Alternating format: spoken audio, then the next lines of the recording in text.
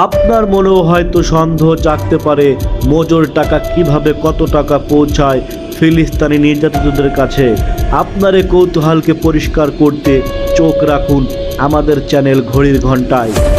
দেশীয় প্রতিষ্ঠান Akij food and beverage কোম্পানির কোমল পানীয় মোজো প্রতি বোতল সফট ড্রিঙ্কস বিক্রি থেকে 1 টাকা করে ফিলিস্তিনিদের জন্য গঠিত তহবিলে দেওয়ার ঘোষণা দিয়ে দেশের মানুষের ফিলিস্তিনির প্রতি এক গভীর সহমর্মিতা কাজে লাগিয়েছে প্রতিষ্ঠানটি।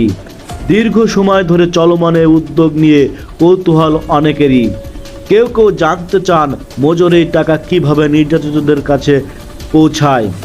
এ বিষয়ে জানতে চাইলে আকিজ ফুডের বিপণন কর্মকর্তা মোহাম্মদ মাহিদুল ইসলাম বলেন, জাতিসংঘের ওয়ার্ল্ড ফুড প্রোগ্রামের WFP সঙ্গে আমাদের একটা কন্ট্যাক্ট হয়েছে। আল আজহার ইউনিভার্সিটির আশোক ফাউন্ডেশনের মাধ্যমে আমরা সরাসরি গাজার জন্য টাকা দিয়েছি। তিনি বলেন, গত রমজানে আমাদের টাকা থেকে 15 লাখ মিল দেওয়া হয়েছে। কোরবানির ঈদে গরুর মাংস যাচ্ছে, তখন পাঠিয়েছি 5,47,50,000 টাকা। এখন আরেকটা ফান্ড যাচ্ছে, আমরাও দিব। গত নভেম্বরে ঢাকার হাতিরঝিলে গাজায় গণহত্যার প্রতিবাদে কনসার্ট করেন কয়েকজন শিল্পী। এই উদ্যোগের সঙ্গে যুক্ত হয়েছিল মোজো।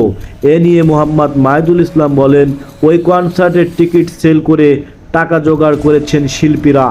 আমরা ওখানে প্রোডাক্ট বিক্রি করে যা পেয়েছি সেটা দিয়েছি। ওরাই টাকাটা পাঠিয়েছে, আমাদের কোনো হাত ছিল না।